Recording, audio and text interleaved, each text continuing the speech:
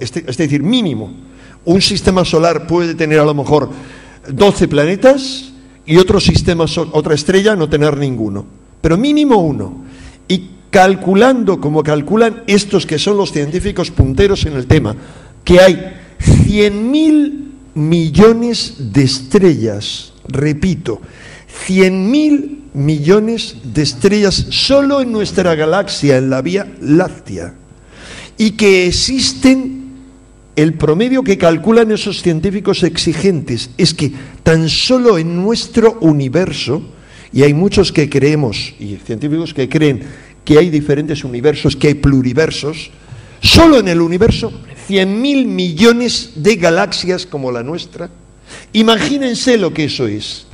Ellos dicen, tiene que haber vida y vida inteligente, y ellos dicen, sí. El problema es que, ¿cómo vendrán? Consideran que es muy difícil que vengan y comunicarse con ellos. Bueno, yo digo, eso es lo que consideraría, si pudiera pensar, la hormiga o el insecto con respecto a lo que hace el ser humano, o incluso el ser humano de hace 4 siglos, si uno le habla de la televisión, o de hace 40 años, que yo era un informático, si nos hablan de Internet. Es decir, la palabra imposible es absurdo. Y lo que digo es curioso que eso sea en Chicago, que es la ciudad desde la que partió Barack Hussein Obama, que va a tener estos 4 años el poder, y al que yo considero que es un individuo que tiene lo que hay que tener para, si se enfrenta a terribles tensiones internacionales como las que creo estallarán, y segundo, a grandes problemas de catástrofes naturales. Es decir, si hay mucha presión, primero, yo creo, les manifiesto mi creencia tras haber estudiado muy a fondo el fenómeno ovni como Javier durante muchos años, que los ovnis harán acto de presencia, porque creo que forma parte de su comportamiento. Creo que han desaparecido desde el año 80 para acá y que empiezan a reaparecer poco a poco. Pero tercero, creo que Barack Hussein Obama es el único presidente al que le creo, con condiciones, sin haber dicho nada previamente, en un determinado momento, anunciar que se han estado ocultando evidencias, que incluso han capturado naves, y que la visita extraterrestre a la Tierra es una realidad. ¿Por qué creo eso? Porque él es un experto en mitos. Su madre es el único hijo de una antropóloga o un antropólogo entre los dirigentes de todo el mundo. Y yo, que he estudiado antropología en la Sorbona, les digo que el antropólogo es el único experto en el estudio de los mitos. Su madre le educaba a leer mitos de todo el mundo de pequeño, y él es la realización de un mito. Es la realización absoluta del mito del héroe solar, como detallo en este número de la revista. Por lo tanto, como él conoce la fuerza de los mitos, sabe que el contacto extraterrestre y la visita extraterrestre es ante todo un mito. Un mito es algo que está más allá de la realidad, más allá de nuestra comprensión. Y es tal el impacto brutal que eso puede provocar en nosotros, que lo utilizará. Yo entonces, respondiendo a tu pregunta, estoy firmemente convencido que en los próximos 4 años... Y es más, de forma inmediata, yo te diría, quizá en el marco entre este año y el año que viene, las manifestaciones ovni van a ser las más asombrosas y las más claras que hemos conocido. Es mi apuesta, al menos de aquí al 2012, que eso coincida, por la rapidez, que eso coincida con la profecía maya, con el calendario maya. Bueno, es tema aparte. Eso es para otra conferencia. Rápido, Javier. Muy rápido, y simplemente una anécdota, ya que Enrique ha expuesto magistralmente la teoría, el concepto. El pasado 2 de diciembre, antes les he mostrado una imagen, yo estuve en Nuevo México para la firma del hermanamiento entre el Estado de Nuevo México y Ágreda. Del que tú fuiste responsable, por cierto. Sí, pero claro, ustedes comprenderán que estar al lado de Bill Richardson, el gobernador de Nuevo México, y hablar solo de la monja de Ágreda hubiera sido un desperdicio. Hablé de otras cosas, evidentemente, con él, y entre esas otras cosas estaba el incidente de Roswell. Bill Richardson, por si ustedes no lo saben, fue el tercer candidato del Partido Demócrata a la presidencia de los Estados Unidos tras Obama y Hillary Clinton. Se quedó fuera de la carrera presidencial, pero después fue nombrado, 24 horas después de aquel encuentro, secretario de Comercio. Es decir, ministro de Comercio. Ministro de Comercio. Poco después lo dejó por una cuestión de investigación del FBI, pero bueno, 24 horas antes estaba firmando ese acuerdo. Y ahí le pregunté por el caso Roswell. Él se quedó muy sorprendido, dijo, hombre, tú también conoces Roswell. Digo, hombre, ¿cómo no voy a conocer Roswell? Y ahí le comenté una cosa. Bueno, usted ha hecho unas declaraciones varias veces, como que ha solicitado al gobierno de Washington, del señor Bush, que desclasificara la información relacionada con el caso Roswell. Dice, sí, es cierto. Y entonces la siguiente pregunta es, bueno, ¿y ahora que usted va a ser gobierno, qué va a hacer?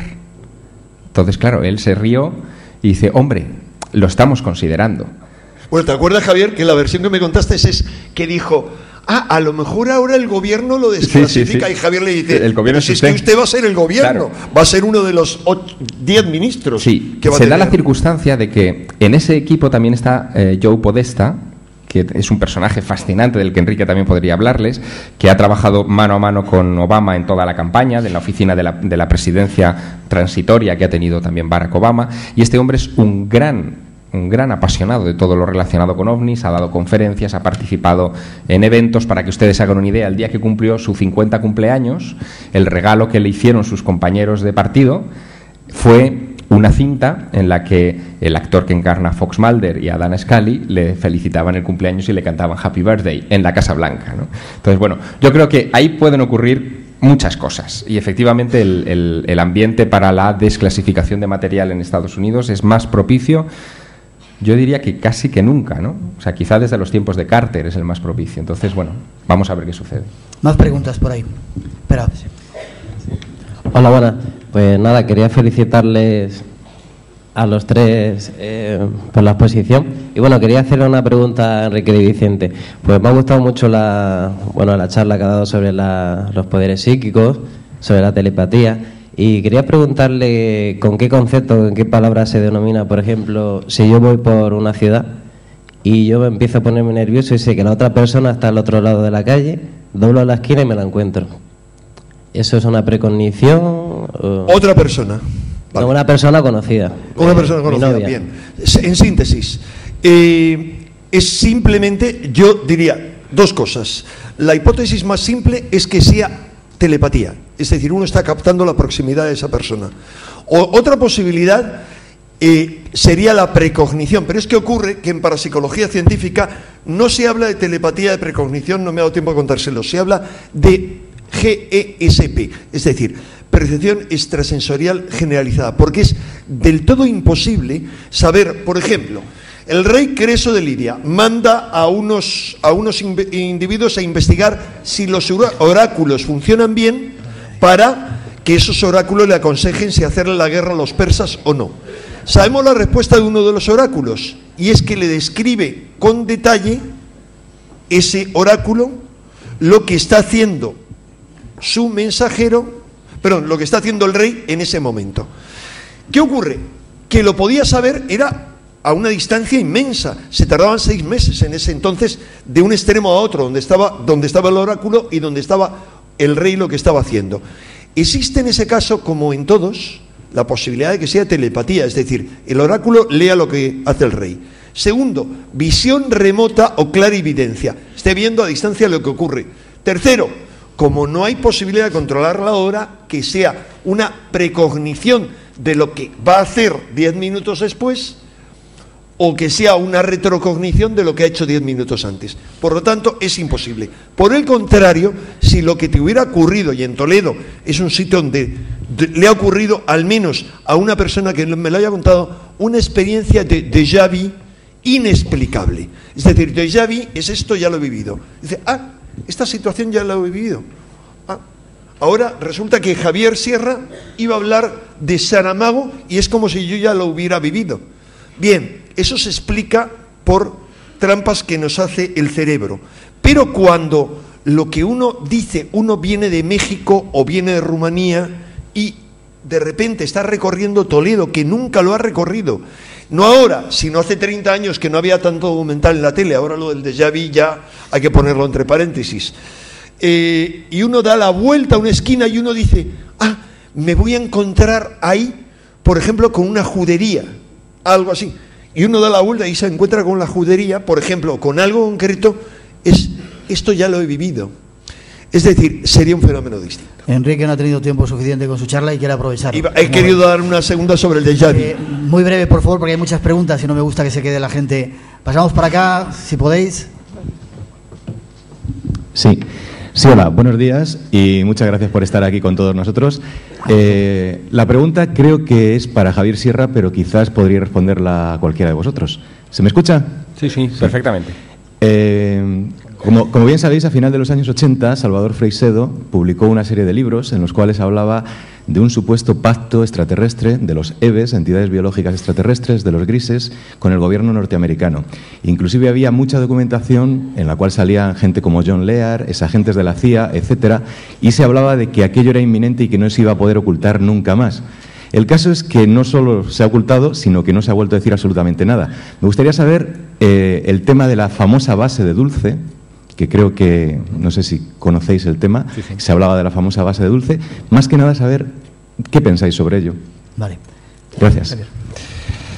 Yo básicamente, y por resumirlo, porque sería un tema larguísimo, el del informe Matrix, que es al que tú te refieres, bueno, y todas las teorías del pacto entre extraterrestres y el gobierno de los Estados Unidos, para mí, tal como se formuló en aquella época, que estamos hablando de finales de los 80, a partir del 87, fue una campaña de intoxicación informativa entre el 87 y el 97. ¿Por qué en esa década fue tan intensa esa campaña y tuvo tantos matices que finalmente terminaron en la famosa autopsia del extraterrestre o del supuesto extraterrestre de Roswell? Por una razón muy sencilla, porque en el 97 se cumplían los 50 años del accidente de Roswell y porque convenía intoxicar a la opinión pública con este tipo de informaciones para desviarles la atención y para que no se pusiera en marcha una iniciativa legislativa como la que trató de poner en marcha el senador Swift en su momento para la desclasificación gubernamental de documentos. El propio senador murió de un extraño cáncer en medio de todo este proceso y se detuvo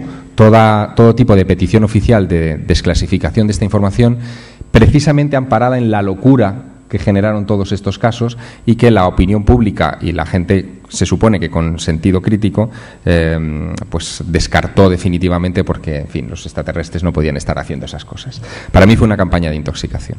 Yo coincido en un 100% con Javier, y no solo eso, sino hace mucho tiempo, un poco engañados con la idea de que íbamos a escribir un libro para una colección que iba a lanzar el País, escribimos un librito del que Javier no está muy satisfecho por el resultado final, que se llama ¿Qué se esconde tras los expedientes X?, donde precisamente analizábamos de forma absolutamente crítica, entre otros incidentes, que Javier ha investigado muy en primera persona, y estamos firmemente convencidos de que es una campaña de intoxicación. Pero añado algo más.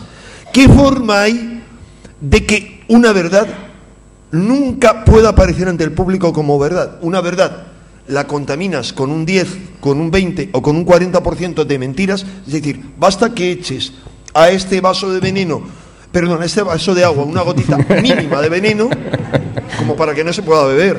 Eso es lo que ha ocurrido con el tema. Más preguntas por ahí.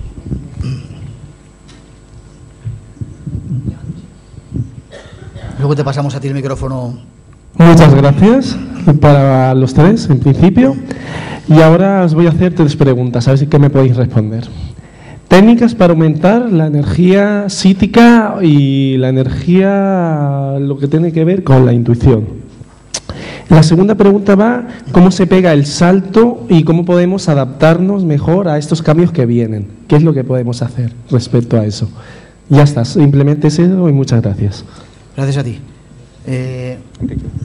Muy breve, Enrique. Yo no quiero... Técnicas para aumentar la energía psíquica.